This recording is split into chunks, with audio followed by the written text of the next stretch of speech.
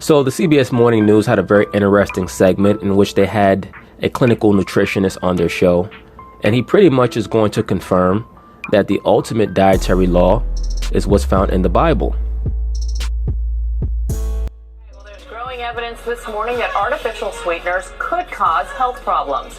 Researchers at George Washington University found the sugar substitute sucralose might promote high blood pressure, and blood sugar. Let me say this quickly, brothers. You definitely should try to stay away from drinks that have any type of artificial sweeteners in them. If you're someone who's dependent on your morning coffee, you should try to wean yourself off of that. If anything, if you want to wake yourself up in the morning, do a workout before you go to work. Like I always state, I don't tell brothers what to do. I just give you my perspective. Because all that coffee is going to do is tear you down in the long run. I'm just being real with you. And you don't want to become dependent on any drug. Caffeine is a drug. If you feel like you're going to be too tired when you wake up, you ain't got to do no serious killer workout. Just do 100 push-ups or something to get your blood flowing. But you don't want to get dependent on that caffeine. Because anything that can bring you up can tear you down. Straight up like that. And those artificial sweeteners, white sugar, anything white is not good for you. Particularly in regards to your diet. Because that means that it's been bleached. If it's been bleached, that means that it has no nutritional value. If you're looking for any type of sweetener, you have agave, you have cinnamon, particularly cinnamon sticks. I'll put that in my tea. Raw honey. Raw honey is very good for you, especially Manuka honey. Manuka honey is known to cure a lot of ailments. All right? But a lot of you brothers who are addicted to that caffeine because you're caught up in the corporate lifestyle, wean yourself off that shit. That's why a lot of those people in the corporate world, they act all crazy, especially in the morning, because they're dependent on that drug known as caffeine. All right, so, but anything, again, like they mentioned with sucralose or these artificial sweeteners, you want to stay away from those, man. Pepsi and Sunkist and Coca-Cola. I used to drink a lot of that when I was a kid. That's going to tear you down. It's going to make your body way too acidic. And you're not going to have the energy to do anything. You're not going to be as functional as you need to be. And those sodas, they tear down the enamel on your teeth. They also tear up your alimentary canal. Everything on your insides just gets torn down, your stomach lining and everything. Because that's just acid, man. That's all it is. That's why they have those tests where they have a cup of Pepsi or a glass of Coke and they drop a penny in there. And the penny is rusting and dirty and all that. And it cleans the penny or it cleans the dime that they drop in there. That's acid. You can't drink that shit. Unhealthy cholesterol and abdominal fat. The concerns are greater for people with diabetes or pre-diabetes. The ongoing debate over which foods are most healthy is the subject of Dr. Mark Hyman's latest book, Food, What the Heck Should I Eat? Mark Hyman directs the Center for Functional Medicine at the Cleveland Clinic. Dr. Hyman, great to have you with us. We've been talking about this book all morning, and I guess the question is, it does seem like rules constantly are changing about what people should and shouldn't eat. That's partially because, number one, many of these physicians are not quite sure what people should be eating or not eating. They try to speak from a platform of expertise, even though they're still in the learning stages, because they're trying to find things that are going to come against the Bible. They're trying to subsidize the understanding that you can and should eat things that are not stipulated by the scriptures, but they can't find it. Plus, beyond that, they make up a lot of artificial foods to put on the market, because they view the populace of America as a testing ground to see how these foods are going to affect the human body and the human genome. Believe it or not, they study the effects of people after they eat many of these artificial foods. When they come out in the media and they say, we're cloning meat now, that means that they've been cloning it for the last 20 years. And they found no long-lasting ill effects on people as far as they can tell, where they're willing to stop cloning meat for the sake of losing money. So if they start to ship out cloned meat to the masses of people in America, say in the mid-60s or the early 70s, and they have not found that there is a severe and dramatic uptick in colon cancer, at least not severe enough for them to stop using cloned meat to feed the people, then they'll come out in the 1990s and say, hey, we're thinking about using cloned meat for the people to eat. And initially people will be weirded out, but then they'll just make you think that there's going to be a distinction between cloned meat and what they call or claim is organic meat, so that you think you have a choice. Is yours the final Bible? Well, I might not be the final Bible because we're in a constant state of study and learning. But Exactly. So did you see what he acknowledged?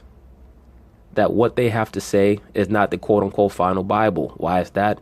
Because the term Bible is always going to be used as a standard for anything.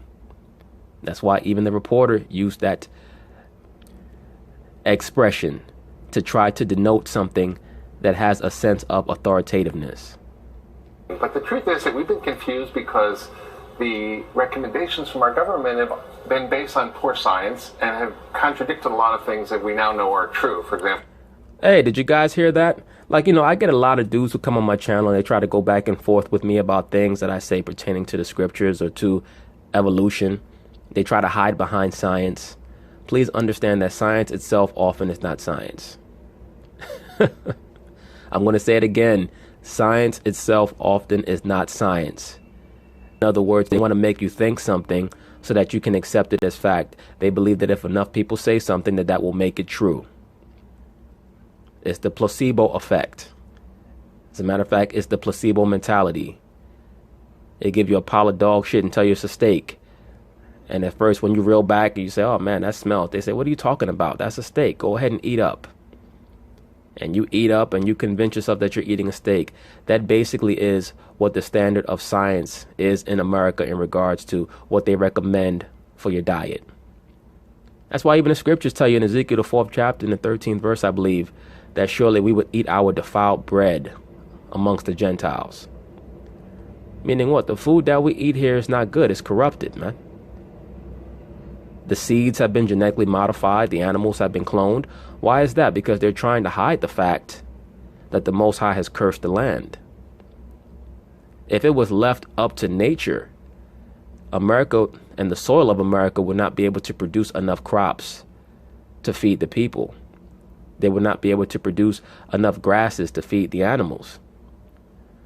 This land and this place have been under really mass famine for the last 40, 50 years that they've been trying to hide with their genetically modified and scientifically altered foods and plants. Believe it or not.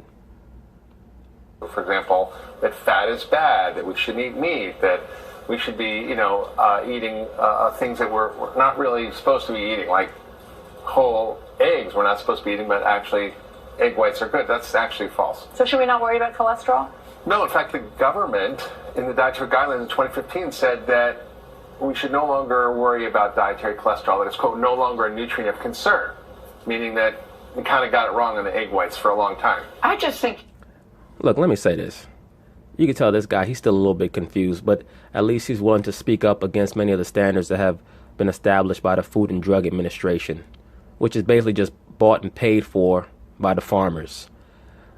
Point being is this. You have to listen to your body.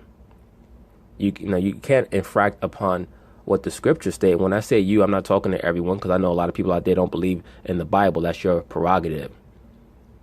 But for some brothers who are out there who are looking for some form of understanding, if you find that your body does not react well to eating meat, then you can stop eating meat. If your body does not react well to eating fish, then you don't eat fish. It's not that difficult to understand. If you believe that you want to go to a certain quote-unquote high-end supermarket and purchase grains and oats that you feel like are making you feel better when you eat them, that's your business, man.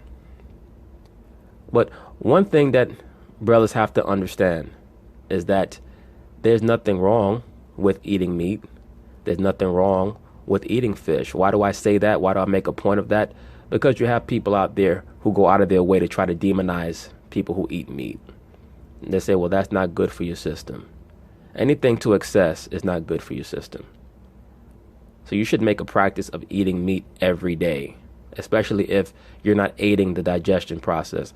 That's why I try to accentuate to brothers, and I think I stated it in the video that I did on fasting, that you should try to drink a cup of hot tea at night, because that will aid your digestion. Particularly a cup of hot green tea. Green tea acts as an antioxidant, and it will help avert many potential diseases that may afflict you later in life if you're not aware and cognizant of it. That's why one thing that you should certainly do is monitor your sugar intake, because sugar is directly associated with debilitating diseases like cancer, Alzheimer's, etc. So please understand that. You definitely want to lower your sugar. I think your book was so confusing, no offense, because I feel that it's always changing. You have a quiz at the beginning. Yes. Oatmeal is a healthy breakfast. I wrote true. You said that's false. Yeah. I never liked oatmeal. Gail, what you eating all that oatmeal for? False. Yes. You should avoid egg yolks because they raise your cholesterol and cause heart attacks. I wrote true. You said that's false. You know, I used to like hard-boiled eggs when I was little. But I don't eat eggs right now anyway, so I mean, that don't make a difference to me. Right. Red meat is unhealthy and causes cancer and heart disease. I wrote true. And you said that that's false. And I just think that, I think I'm... Well, Gail, let me cut you off for a moment before you go into your spiel about how you feel about his book. Because he mentioned eating fat in regards to eating meat. Let me specify that the scriptures always tell you to try to separate the fat off your meat, because the fat was always given as a sacrifice. And the point being is this: when you eat the meat is supposed to be for nutritional value. You don't want to intake the fat because the fat represents excess.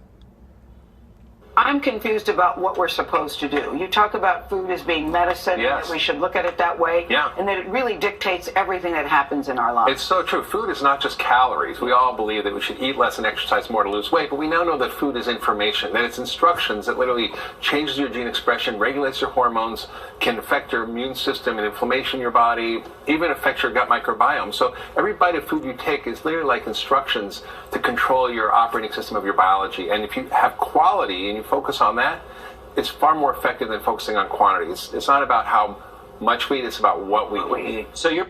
I agree with that, sir. And let me say this also, because I know a lot of people probably listening to this and say, I don't care about the Bible, I don't read the Bible. Well, oh well.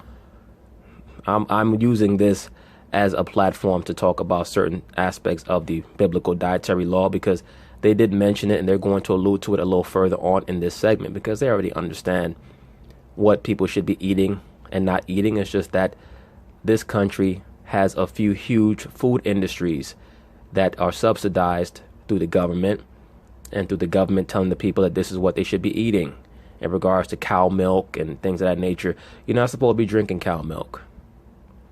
Goat milk is what's for ingestion, and you'll find that the goat milk will agree much more with your system than cow milk will. There are people who will say that they're lactose intolerant. If you drink goat milk, you'll find that you won't have a lot of those issues. And goat milk is also higher in calcium. Swine, many people in the Christian church believe that it's okay to eat the swine now because Christ came so that everybody could eat pig. No, that's not in the Bible, man. As a matter of fact, that is why Christ cast the demons into the swine, because the swine are representative of scavengers. That's why they're here on the earth. They're like rats. There are certain animals that were created by the Most High to clean up the garbage. Rats, swine, vultures. Any animal that eats carrion, you're not supposed to eat, man.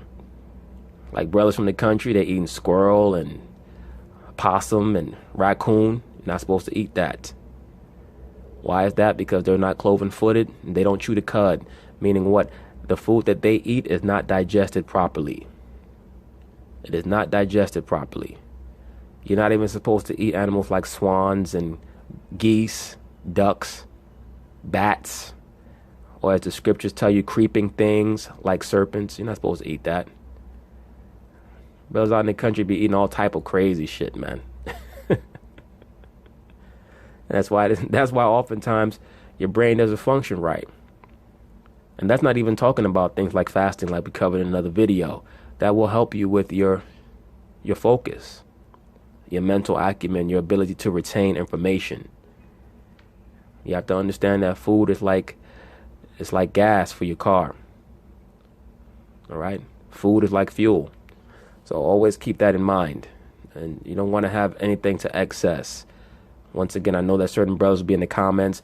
I can't believe that you advocated eating meat. It's not a big deal. If you're a vegetarian, it's okay. It's all right. Well, there's nothing wrong with eating meat as long as you keep it in moderation. You don't want to eat meat to excess because you will become sick. I believe that that's in Ecclesiasticus, the 30th chapter. So your message is stay away from the processed foods. If you look at ingredients, and there are 25 of them, which might not include the actual thing it says it is, stay away from that. And Twinkies are bad, John. And stay away from sugar, right? So those are basically, you eat real food, you're going to be in a pretty good place. It's not that hard. I often teach at churches, and I say... You see what he said? See, he's leaning towards... He wants to come out and say, just follow what the biblical dietary laws. He wants to say that, but he can't say that on TV. He knows he can't say that on TV because anyone who advocates anything in the Bible basically is rendered persona non grata. I say it's really easy. Just ask yourself, did God make this or did man make this? Did God... Did you hear that, brothers? Hey, notice he didn't say, did Asar make this or did man make this? You know why? Because they know all that stuff is bullshit, man. I know a lot of the Afrocentric guys are going to get mad. I don't give a shit.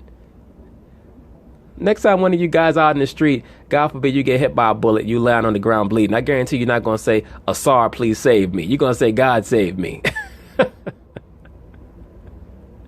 ever notice that? All these Afrocentric guys, they talk all that shit, but whenever they get in trouble, they don't pray to Asar or Heru. Did God make a Twinkie? No. Did God make an avocado? Yes. It's pretty simple. So most of the stuff we eat are food-like substances. They're highly processed, highly refined, which drive... I can't front, though. I have a weakness for Haagen-Dazs ice cream, man, especially strawberry Haagen-Dazs ice cream. I have to try to get off that, but whew, goodness sakes. I've loved that since I was a child. Drive diabetes, obesity, heart disease, chronic disease, and we really should be eating food. Yeah, would you say if God made it, keep it? What did you God say? made it, eat it. Eat it. If man made it, leave it. Is that going to be hard for you to remember, Gail? Just repeat that to yourself as you go back to your dressing room. Though the Twinkie may be the culmination of God giving us... I mean, there's 37 ingredients in Twinkies. Only one of them is food, which is banana puree at the very bottom of the list. The Twinkie is such garbage, they actually try to discontinue it. I mean, you eat a Twinkie, you might as well just open up a garbage can and dip your head right inside like you bobbing for apples. Is there conclusive proof, now we talked about this new research, about sugar and sugar being so detrimental to you? Yeah, I mean, there's much more than salt. Overwhelming evidence that sugar is the biggest driver of obesity, type 2 diabetes, cancer, heart disease, even dementia. They're calling it type 3 diabetes. You see that, brothers? Why is that? Because the sugar that we use, that's not found in nature. Salt is actually found in nature. Sea salt, rock salt is found in nature. The sugar that we use that's refined, that's not found in nature. Now, of course, you have natural sugars. But that stuff that we buy in the store, that white sugar, or, they take white sugar and they bleach it brown and make you think that it's healthy, you're not supposed to be having anything that has that in it. Because that's basically just crack for the masses. That's really all sugar is. It's just crack for the masses. That's why, once again, you brothers that are hooked on that coffee in the morning, leave that alone. You're killing your cup with all that sugar. All that is, that's just morning liquid crack. And it's not fat, it turns out. And that's why we got the whole story wrong. We're told to eat 6 to 11 servings of bread, rice, cereal, and pasta a day by the government, the food pyramid. It should be called the food tombstone. You heard what he said? You heard what he said? Now, if another person was to make a video making some of the statements that he's making on TV, people would say, oh, you're a conspiracy theorist, you're this and you're that. This person is basically telling you that your government is trying to kill you through the foods that they're advocating for you to eat. We even say milk does not do a body good. Yeah, we've been told by the government to eat 3 glasses of milk a day. Kids should have 2. And the truth is, there's very little evidence to support that. And the new guidelines actually were assessed by the National Academy of Sciences and said there's very little evidence for some of these things that are recommended. It's highly industry influenced. You see, did you hear what he said?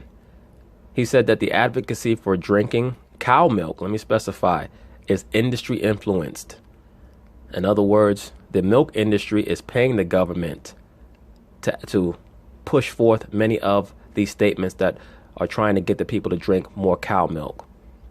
As I've already told you, if you're interested in drinking milk, goat milk is much healthier for you than cow milk. Cow milk does not fully digest in your body. Goat milk is much more digestible. When people hear you say told by the government, they're going to think, well, how could they have gotten it so wrong? What are you alleging? Well, the National Academy of Sciences just reviewed the entire process, and they found that the government has actually, the committee has ignored a lot of important data, for example, on saturated fat, on low-carb diets, on meat, and they basically just assumed that these are bad. And they've also not actually represented the science fully, and they haven't completed full reviews. And in other words, they've lied. And that is basically where the reporter was trying to lead you. That's why the reporter asked the question and said, what exactly are you alleging? Because he already knows what the doctor is stating, really point blank, which is that the government is a business, which is what I've been trying to tell you guys for the longest time. This is not a country that you live in. This is a corporation. The United States of America, Inc. It is a corporation. It was incorporated in 1871. Don't take my word for it. Look it up. Okay? What we know as America is really just a subsidiary of the global corporation, which is ran out of inner London. That is why they have a collection agency over the United States known as the Federal Reserve. Like when you ever hear many of these edicts, these decrees that are put forth by the Federal Reserve, or we're raising the interest rate by 2%, what are they talking about? Why are they making statements like that they're raising the interest rate by 2%? What they're saying is that the amount of money that they loan America, that when it's paid back, there's going to be a higher interest. It's like a credit card. When you have a credit card through a certain company, they tell you after a while, we're raising the interest rate if you don't make your payments on time. Those of you who are in the know, you know that credit cards are a hustle. So America is being hustled by the Federal Reserve and they can't get out of it. Okay? Once again, America is a corporation. So when the government tells you that you can eat this and eat that, don't eat this and don't eat that, what they tell you to eat is based off of how much money they're getting from that industry. What they tell you not to eat, for the most part, is based off of the fact that they're not making enough money to advocate for you to eat those things. They don't particularly care about your health. Remember, death is good for the government because as far as they're concerned, not just America, but the entire world is overpopulated anyway. And they're also industry influence. For example, the Dairy Council funds some of the committee members in their work. So there's a... You see that? The Dairy Council funds the committee members. It's all about the flow of currency. There's a conflict of interest issue that was brought up by the National Academy of Sciences. And we are seeing some change. Soda consumption has gone down in the country. Yeah, but it's gone. He said that there is a conflict of interest. There's no such thing as a conflict of interest as long as people are getting their palms greased, aka getting paid. That's all it's about. Let me rewind it back a little bit. It's gone up everywhere else. Industry influence. For example, the Dairy Council funds some of the committee members in their work. So there's a conflict of interest issue that was brought up by the National Academy of Sciences. And we are seeing some change. Soda consumption has gone down in the country. Yeah, but it's gone up everywhere else in the world. Yeah. Well, you also make a point of saying you're not married to any one particular diet. You're just going solely based on the research. Yeah. He's lying. He's married to the Biblical Dietary Law. He just don't want to say that on TV. Yeah, I don't have any axe to grind. I don't have a particular point of view I adhere to. I just want to know what the science says. And I've been practicing nutritional medicine for 30 years, and I've actually been studying nutrition for 40 years. And we now know so much about what to eat and what not to eat, and that's what I tried to summarize. Well, Leg's got a bad rap. Dr. Hyman, thank you so much for joining us. Thanks. My man named Dr. Hyman. Hey, Dr. Hyman, thanks for joining us. Would you be an advocate for virgin olive oil since your name is Hyman? But anyway, that's it on that. Once again, brother, stay away from the swine. Stay away from any type of crustacean, lobster, crab, shrimp, mollusk, so on and so forth. Stay away from those things, man, because they are not on the earth for consumption by human beings. Also, stay away from any of those strange foods, possum and rabbit, squirrel, raccoon. Those are abominations, man. Right? And you'll find that when you eat better, you'll think better. But anyway, peace.